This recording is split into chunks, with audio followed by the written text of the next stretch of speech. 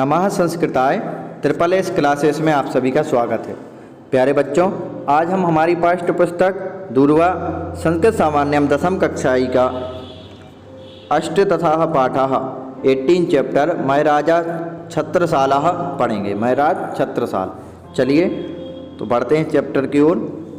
Chapter में सबसे पहले लिखा है संप्रति अस्माकं देशोऽयं स्वतंत्रतो अस्ति किंतु स्वतंत्रता प्राप्तै परतंत्र कालादेव समये समये राष्ट्रभक्तै अनेकै वीरपुरुषै स्वस्य जीवनस्य आहुतिरपि प्रदत्तेति। अर्थात इस समय हमारा देश स्वतंत्र है, किंतु स्वतंत्रता प्राप्ति के लिए गुलामी के समय से ही समय समय पर राष्ट्र के भक्त अनेक वीर पुरुषों के द्वारा अपने जीवन का बलिदान भी दिया गया है। कई ऐसे वीर पुरुष हुए हैं जिन्होंने देश को स्वतंत्र कराने के लिए अपने प्राणों की आहुति दे दी है। आगे गौरांग विदेशी केभ्यः पूर्वं यदा भारत देशा मुगलै आक्रांतः आसीत् तदा मुगलै सये पराक्रमशालिनः युद्धं कृतवन्तः। तेषु महराज शिववीरः महाराणा प्रतापः राज्ञी लक्ष्मीबाई वीर पुरंगवः छत्रसाल प्रवर्तयः अप्रतिमा योद्धारा आसन्। एते मातृभूमिं पराधीनता पाशाय विमुक्तये स्वकीयं सर्वस्वं हुतवन्तः। अर्थात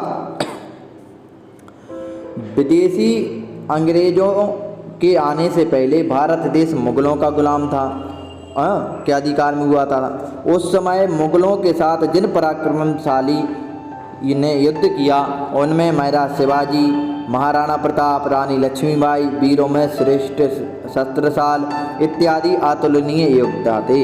इन्होंने मातृभूमि को गुलामी के जाल से मुक्त कराने के लिए अपना सब कुछ बलिदान कर दिया था। इन्होंने अपने प्राणों का बलिदान कर दिया था मातृभूमि को गुलामी के जाल से मुक्त कराने के लिए। फिर बुंदेली केसरी इति विख्यातस्य छत्रसालस्य जन्म 59 दुस्तर षोडशतमे ईस्वीये मध्य प्रदेशस्य टीकमगढ़ जनपदस्य मयूर पर्वतीय क्षेत्रे लिदोरा ग्राम समीपे अभवत्। अर्थात बुंदेली केसरी, बुंदेल के शेर के नाम से प्रसिद्ध छत्रसाल का जन्म 1649 ईस्वी में मध्य प्रदेश के टीकमगढ़ जनपद में मयूर पर्वतीय क्षेत्र के वर्तमान में जो लिदोरा विकास खंड के नाम से फेमस है, प्रसिद्ध है, उसमें ककर कचनाई ग्राम में हुआ था। ठीक है ना। ककर कचनाई ग्राम में अभवत, इसमें दिया नहीं है पर जो आप पुरानी बुक पढ़ेंगे उसमें बताया गया है ककर कचनाई ग्राम में इनका जन्म हुआ था। छत्रसाल से मातुर नाम लाल कुमार सारंदा देवी, पितुर नाम श्री चंपत राया इत्यासित। इनकी माता का नाम सारंदा देवी था और पिताजी का नाम श्री चंपत राय था। अयम वीरा बाल्यकाला कलादेव भारत मातरम मुगल शासनात् विमुक्तम प्रियते। इसमें और यह वीर बचपन से ही भारत माता को मुगल शासकों से मुक्त कराने के लिए प्रयास कर रहा था। यथा समये एतदर्थम एव छत्रसालः शिववीर महराजम इति मिलितवान। उचित समय पर इसके लिए ही छत्रसाल शिवाजी महाराज भी मिले। जब सही समय आया तो इनको कौन मिल गए? महाराज शिवाजी, जो शिवाजी महाराज थे भाई, इनको मिल गए। तस्मै शिववीरो अपि सर्वविधम सहाय कृतुम वचनम आयच्छत। उनको शिवाजी ने सब प्रकार की सहायता करने का वचन दे दिया। उन्होंने कहा शिवाजी ने कि हम तुम्हारी पूरी तरह से सहायता करेंगे, तुम्हें जिसकी भी सहायता लगेगी, बस तुम मुगलों से आज़ाद कराने के लिए, भारत देश को आज़ाद कराने के लिए लड़ाई लड़ो। तथा च स्वतंत्रतायै युद्धम सो आशीर्वाद स्वरूपम भवानीति नामकम कृपाणम अपि दत्तवान। और उन्होंने युद्ध करने के लिए आशीर्वाद के रूप में अपनी जो भवानी नाम की उनकी एक प्रसिद्ध तलवार थी जिसका नाम था भवानी, उस वह तलवार भी किसको दे दिया? छत्रसाल को दे दिया। फिर औरंगजेबस्य अन्येषां राज्ञां च शक्तिम अविगणस्य जनसहयोगेन छत्रसाला युद्धं कृतवान विजय श्रियम अपि अवाप्तवान। असौ सेनानी सर्वप्रथम युद्धे चित्रकूटास गोपाचल नगरम ग्वालियरम यावत् तथा च कालपीतः गड़ाकोटा यावत् निज प्रभुत्वम संतापयामात। अर्थात औरंगजेब और दूसरे राजाओं की शक्ति की गणना ना करते हुए उन्होंने यह नहीं देखा कि दूसरे राजा और औरंगजेब में कितनी संख्या है, कितनी शक्ति है, ना करते हुए छत्रसाल ने युद्ध किया और विजय भी प्राप्त की। उस सेनानी ने सबसे पहले युद्ध में सबसे पहले चित्रकूट को जीता, फिर गोपाचल ग्वालियर नगर, चित्रकूट से ग्वालियर नगर तक और कालपी से गड़ाकोटा तक अपना शासत्व सत्ता स्थापित कर ली। और इसके बाद अनंतरम सह पन्ना नगर जनपदस्य गौण जातीयान राज्ञः पराजित पन्ना नगरम राजधानीम अकरोत्। उन्होंने पन्ना जनपद के गौण जाति के राजा को पराजित करके पन्ना नगर को राजधानी बना दिया। फिर प्रसिद्ध स्वामी प्राणनाथ से अस्य गुरु आसीत। प्रसिद्ध स्वामी प्राणनाथ थे, वह इनके गुरु थे। प्रसन्नः गुरु छत्रसालम मैराद इत्य उपाधिना विभूष्य आशीर्वादम प्रदत्तवान। यत् प्रसिद्ध स्वामी प्राणनाथ इनके गुरु थे और प्रसन्न होकर गुरु ने छत्रसाल ने इनको महाराज के उपाधि देकर आशीर्वाद प्रदान किया। यह इनका नाम था छत्रसाल, पर जो इनके गुरु थे स्वामी प्राणनाथ, उन्होंने इनको महाराज की उपाधि देकर सम्मानित किया। तब से यह महाराज छत्रपाल नाम से फेमस हुए। समझ में आया बच्चों? कब से यह फेमस हुए? जब इनको स्वामी प्राणनाथ ने आशीर्वाद स्वरूप में महाराज नाम की उपाधि दी। राज्य त्वदीये नृप छत्रसाल सोणिस तदा सदा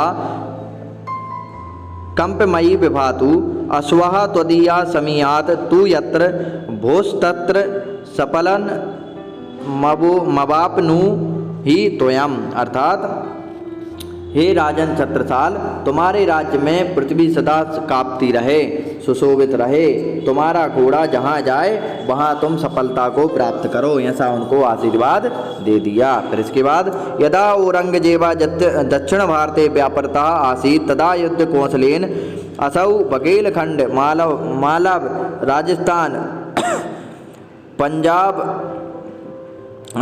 पंजाब अम्बु प्रदेश पर्यंतम क्षेत्रे स्वाधिपत्य कृतवान।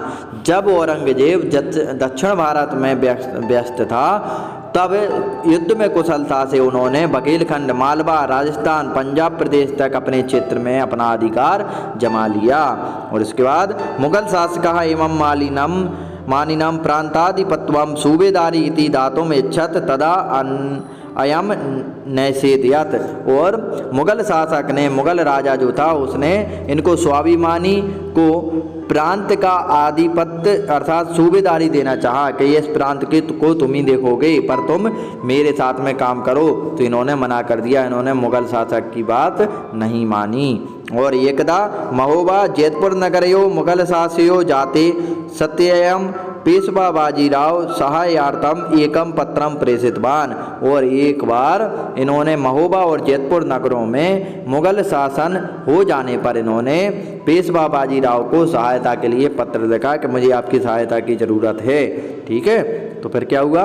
बाजीराव सहायेन सह पराजितम भूभागम विजितवान। और बाजीराव की सहायता से इन्होंने पराजित भाग जो था, हारा हुआ भाग था, उस पर भी विजय प्राप्त कर ली।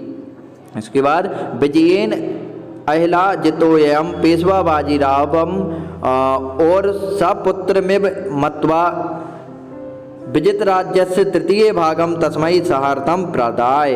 और प्रसन्न होकर इन्होंने, विजय से प्रसन्न होकर पेशवा बाजीराव को सगे पुत्र के समान मानकर जीते हुए राज्य का तीसरा भाग उनको प्रसन्नता के रूप में, आशीर्वाद के रूप में उनको दे दिया। छत्रसालस्य स्वरेण राष्ट्रभक्त्या उदारतया च प्रभावितो हिंदी भाषया महाकवि भूषणः छत्रसाल दशक वीर रस निबंध काव्य रचनाम अकरोत्। और छत्रसाल के स्वर और राष्ट्रभक्त की उदारता से प्रभावित होकर हिंदी भाषा के जो महाकवि है भूषण ने छत्रसाल दशक, यह वीर रस से पूर्ण काव्य की रचना कर दी। और छत्रसाला काव्य साहित्य छात्रस्य सम्मानार्थम भूषण महाकवि शिविकाम अपि उत्तोलयत। और जब इनको रचना कर दी तो छत्रसाल ने काव्य साहित्य और छात्र के समान महाकवि भूषण की पालकी को भी उठाया। महाकवि भूषण की जो पालकी थी उनको भी इन्होंने उठाया। और द्वैशीसी वर्षस्य अवस्थायाम एकाविंशत दुस्तर सप्तादश शततमे 1731 शिष्ट्राब्दे मऊ सहानिया इतस्य ताल परिचये एषः क्षण भंग निष्ठम शरीरम आतयजत। और 82 वर्ष की अवस्था में 82 ईयर के जब ये हो गए तो सन 1931 ईस्वी में दिसंबर के महीने की 4 तारीख को महू सहानिया इस ताल परिषद में इन्होंने क्षण भर में नष्ट होने वाले शरीर को त्याग दिया। अधुना सह पंचभौतिक शरीरेण नास्ति परंतु यथा शरीरेण सर्वदा अस्माकं भारतीयान प्रेरयन राष्ट्रभक्तिभाव च चित्यन तिष्ठति एव। इनका भौतिक रूपी शरीर नहीं है परंतु यश रूपी शरीर हम सभी भारतीयों को प्रेरित करते हुए राष्ट्रभक्ति के भाव की शिक्षा देते हुए स्थित है। बच्चों, वीडियो अच्छी लग रही हो तो वीडियो को लाइक करें, शेयर करें और जिसने भी अभी तक मेरे चैनल को सब्सक्राइब नहीं किया सब्सक्राइब कर ले, जिससे आने वाली वीडियोस के नोटिफिकेशन उसको समय समय पर मिलते रहें। अयम देशः जन्मभूमि संरक्षक महापराक्रमशालिनः छत्रसालस्य सदैव ऋणी अस्ति। और हमारी राष्ट्र जो भूमि है जन्मभूमि है भारत माता ऐसे महान पराक्रमशाली छत्रसाल की सदैव ऋणी हैं, क्योंकि उन्होंने ऐसे काम ही किए थे। और विजय ते तराम महाराज छत्रसाल, महाराज छत्रसाल की हमेशा विजय हो। यह चैप्टर के माध्यम में से बताया गया है कि मुगल राजाओं से कैसे महाराज छत्रसाल ने हमारे देश को मुक्ति दिलाई थी। चलिए, तो वीडियो ज़्यादा लंबी ना हो जाए, इसके एक्सरसाइज जो है वह अपन नेक्स्ट वीडियो में पढ़ेंगे। तब तक के लिए जयतु संस्कृतम, जयतु भारत, नमः संस्कृताय।